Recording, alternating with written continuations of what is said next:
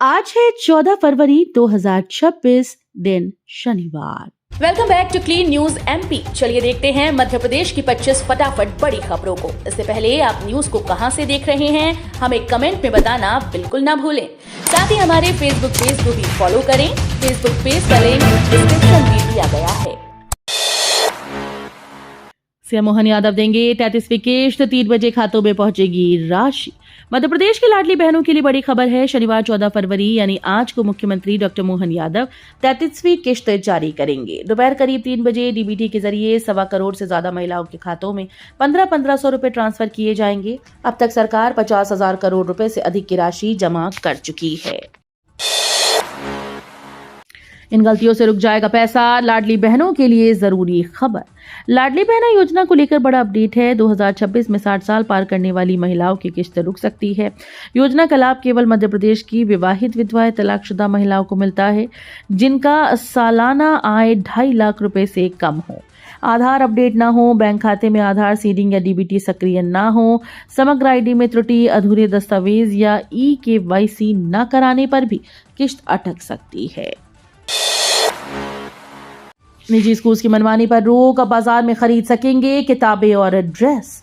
इंदौर जिला प्रशासन ने निजी स्कूल की मनमानी पर लगाम लगाने के लिए बड़ा फैसला लिया। अब अभिभावक अपने बच्चों की किताबें, कॉपी, ड्रेस बाजार से भी खरीद पाएंगे। स्कूल किसी विशेष दुकान से खरीदारी के लिए बाध्य नहीं कर सकेंगे। इस सत्र से आदेश लागू होगा और उल्लंघन करने वाले स्कूल्स पर सख्त कार्रवाई की जाएगी। प्रशासन ने निर्देश दिए हैं कि रिजल्ट जारी होने के बाद स्कूल अपनी किताबों की सूची वेबसाइट पर अपलोड करेगी। एमपी में 15 साल बाद जनगणना, जानकारी नहीं दी तो होगी कार्रवाई। मध्य प्रदेश में वर्ष 2011 के बाद एक बार फिर से 1 मई से जनगणना की प्रक्रिया शुरू होगी। इस बार पूरी जनगणना डिजिटल माध्यम से की जाएगी। आम नागरिक मोबाइल ऐप के जरिए स्वयं भी अपनी जानकारी दर्ज कर सकेंगे। भोपाल में प्रशिक्षण कार्यक्रम के दौरान गृह विभाग के सचिव और जनगणना के नोडल अधिकारी अभिषेक सिंह ने स्पष्ट किया कि हर व्यक्ति के लिए सही जानकारी होना अनिवार्य होगा। भोपाल में बनेगा 1210 मीटर लंबा रेल ब्रिज, 49 करोड़ की लागत में। भोपाल के नर्मदापुरम रोड पर शहर का 11वां रेलवे ओवरब्रिज बनाया जाएगा।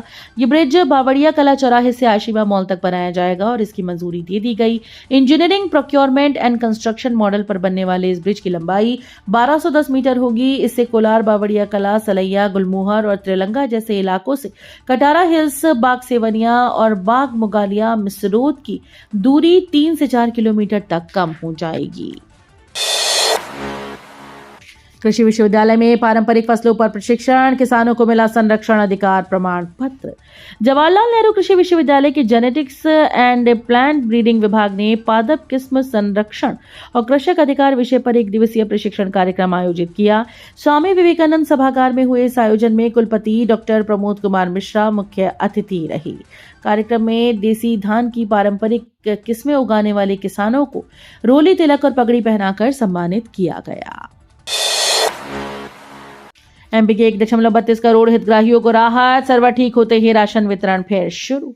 मध्य प्रदेश में पिछले 5 दिनों से राशन दुकानों पर बायोमेट्रिक मशीन सर्वर डाउन होने के बाद बंद पड़ी थी, जिससे हितग्राहियों को राशन नहीं मिल पा रहा था।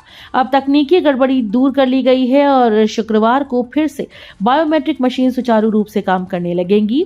खाद्य विभाग के मुताबिक नियमित वितरण प्रक्रिया बहाल कर दी गई है।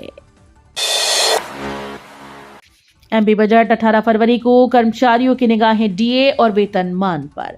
मध्य प्रदेश सरकार 18 फरवरी को विधानसभा में अपना पहला पेपरलेस बजट पेश करेगी। इस बार बजट का आकार पिछले वर्ष से बड़ा होने की संभावना है।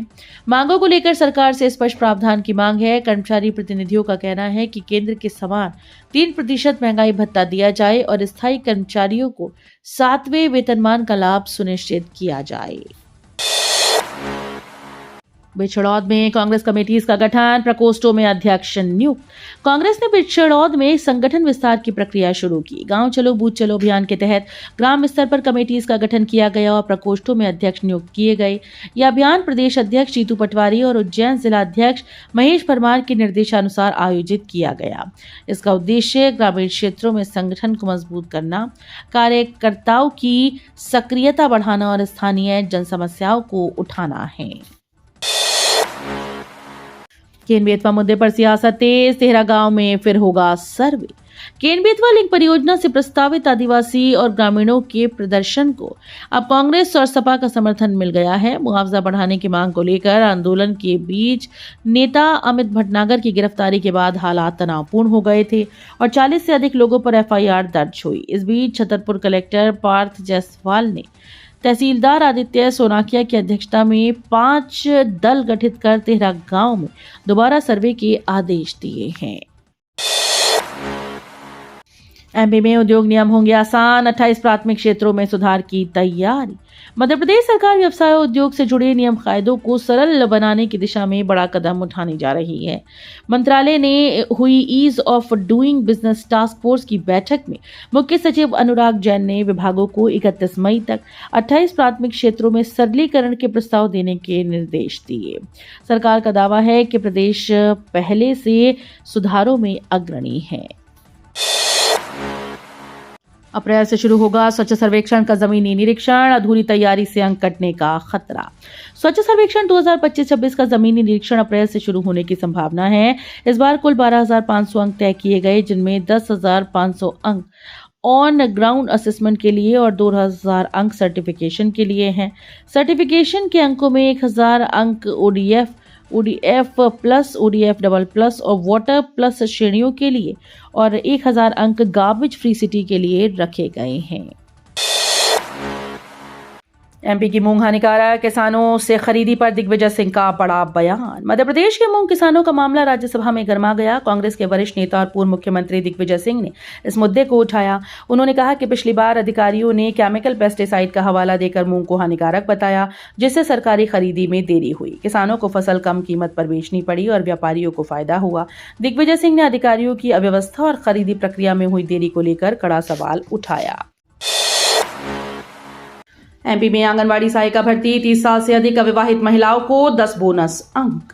मध्य प्रदेश उच्च न्यायालय ग्वालियर पीठ ने आंगनवाड़ी सहायिका नियुक्ति मामले में महत्वपूर्ण फैसला सुनाया। न्यायालय ने 30 वर्ष से अधिक आयु की अविवाहित महिलाओं को 10 बोनस अंक देने का आदेश दिया। भिंड कलेक्टर द्वारा पारित अपील निरस्तीकरण आदेश को न्यायालय ने अस्थिर करार देते हुए निरस्त कर दिया। न्यायमूर्ति आशीष श्रोती की एकल पीठ ने यह आदेश पारित किया। मामला वार्ड क्रमांक तेहरा, आंगनवाड़ी केंद्र तेहरा बटे 2, हाउसिंग कॉलोनी भिंड से जुड़ा था। एमपी यूपी को जोड़ेगा 232 किलोमीटर का 4 लेन, छतरपुर में मुआवजे की देरी से ठहरा प्रोजेक्ट। कबरई से सागर तक बनने वाला 232 किलोमीटर लंबा 4 लेन प्रोजेक्ट मध्य प्रदेश में छतरपुर जिले में अटका हुआ है। सागर और महोबा कानपुर में हाईवे निर्माण युद्ध स्तर पर चल रहा है, लेकिन छतरपुर में 56 गांवों के मुआवजे में देरी ने परियोजना को रोक दिया। जिले में कुल 203 करोड़ रुपए का मुआवजा बांटा जाना था, जिसमें से केवल 160 करोड़ ही किसानों के खाते में पहुंच पाई। एमपी के जिले से 7 लाख से ज्यादा समग्र आईडी डिलीट, लोगों की मुसीबत बढ़ी। मध्य प्रदेश के नगर निगम ने शहर भर के 22 जोन में करीब 7 लाख से अधिक समग्र आईडी डिलीट कर दी। लोगों का कहना है कि उन्हें वेरिफिकेशन या केवाईसी कराने की कोई सूचना नहीं दी गई थी। बिना सूचना डुप्लीकेट मानकर आईडीएस को डिलीट कर दिया गया। समग्र आईडी डीएक्टिवेट होने की जानकारी तब मिली जब लोग सरकारी दफ्तरों में किसी काम के लिए पहुंचे। अब आईडी रिकवर कराने के लिए नागरिकों को कई दफ्तरों में चक्कर लगाने पड़ रहे हैं। होली पर जबलपुर से मथुरा, प्रयागराज और वाराणसी के लिए स्पेशल ट्रेन।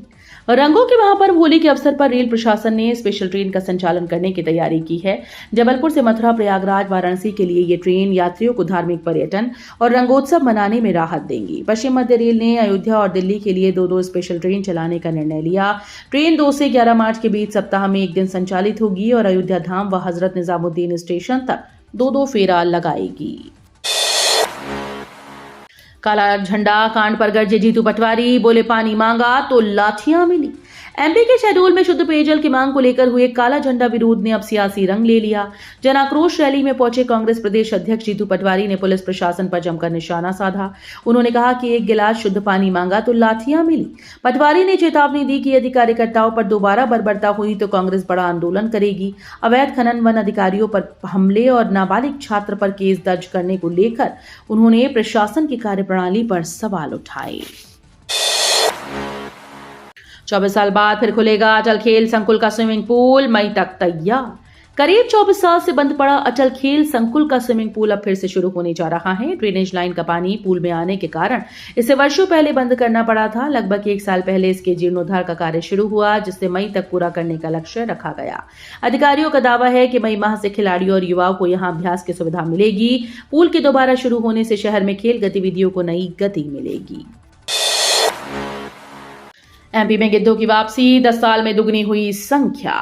मध्य प्रदेश में गिद्धों की आबादी ने पिछले 10 वर्षों में शानदार वापसी की। पहली गणना में जहां प्रदेश में करीब 7,000 गिद्ध दर्ज किए गए थे, वहीं अब इनकी संख्या बढ़कर 14,000 हो गई है। वन विभाग इस वर्ष फिर से गणना की तैयारी में जुटा हुआ है।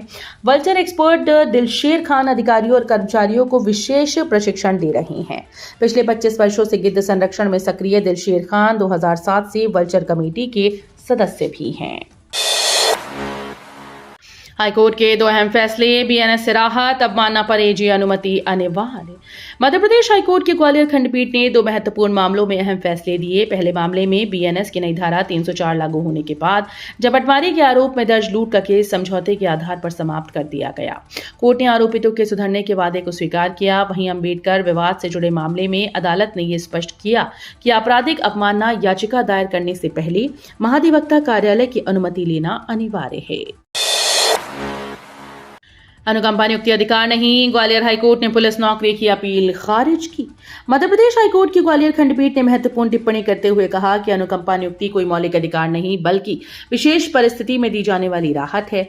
न्यायालय ने यह स्पष्ट किया कि पुलिस विभाग में नियुक्ति के लिए सिर्फ पारिवारिक आर्थिक संकट ही पर्याप्त नहीं, बल्कि अभ्यर्थी का चरित्र और आचरण भी निष्कलंक होना चाहिए। अदालत ने माना कि विभाग की गरिमा सर्वोपरि है। मेडिक्लेम ठुकराना पड़ा भारी, बीमा कंपनी को ब्याज सहित भुगतान का आदेश। मेडिक्लेम राशि का दावा खारिज करना बीमा कंपनी को महंगा पड़ गया। जिला उपभोक्ता विवाद प्रतितोषण आयोग मंडलेश्वर ने फरियादी मगनलाल के पक्ष में फैसला सुनाते हुए United India insurance company limited को 38,466 रुपए चिकित्सा व्यय 6% वार्षिक ब्याज सहित चुकाने का आदेश दिया। इसके अलावा 5,000 रुपए मानसिक क्षतिपूर्ति और 2,000 रुपए वाद व्यय भी देनी होंगी। भिंड के सतेंद्र लोहिया बने एशिया के पहले पैरा तैराक, न्यूजीलैंड में फहराया तिरंगा। मध्य प्रदेश के भिंड जिले के गाता गांव के अंतर्राष्ट्रीय पैरा तैराक सतेंद्र सिंह लोहिया ने इतिहास रच दिया। उन्होंने न्यूजीलैंड के 24 किलोमीटर लंबे कुक स्ट्रेट को 9 घंटे 20 मिनट में पार किया और एशिया के पहले पैरा तैराक बनने का गौरव हासिल किया। कठिन लहरों, तेज धाराओं, ठंडे पानी के बीच ये ओपन वाटर तैराकी विश्व की सबसे चुनौतीपूर्ण तैराकी मानी जाती है। सतेंद्र ने 14 जनवरी 2026 को रवाना होकर 1 माह कठिन प्रशिक्षण के बाद 12 फरवरी को सुबह 10 बजे तैराकी शुरू की। खरगोन में छात्रों का हाईवे जाम, पानी की मांग को लेकर किया गया प्रदर्शन। मध्य प्रदेश के खरगोन जिले के ग्राम तलकपुरा में शासकीय आदिवासी बालक छात्रावास के विद्यार्थियों ने पेयजल संकट को लेकर खंडवा बड़ोदरा नेशनल हाईवे पर चक्का जाम कर दिया। कक्षा 9वीं से 12वीं तक के करीब 50 छात्र सड़क पर बैठ गए और नारेबाजी करते हुए पानी सहित अन्य मूलभूत सुविधाओं की मांग करने लगे। मध्य प्रदेश को बड़ी सौगात, उज्जैन बाईपास सहित अहम रेल परियोजनाओं को मिली स्वीकृति। मध्य प्रदेश में रेल नेटवर्क को मजबूत करने और यात्रियों को बेहतर सुविधा देने की दिशा में बड़ा कदम उठाया गया है। भारतीय रेलवे ने राज्य में कई महत्वपूर्ण ढांचागत परियोजनाओं को स्वीकृति प्रदान की। इन योजनाओं से न केवल ट्रेन की परिचालन क्षमता बढ़ेगी, बल्कि माल ढुलाई, क्षेत्रीय संपर्क और धार्मिक पर्यटन को भी नई गति मिलेगी। तो ये थी आज की 25 फटाफट बड़ी खबरें। अगर आपको न्यूज पसंद आई हो तो वीडियो को लाइक और शेयर जरूर करें। धन्यवाद।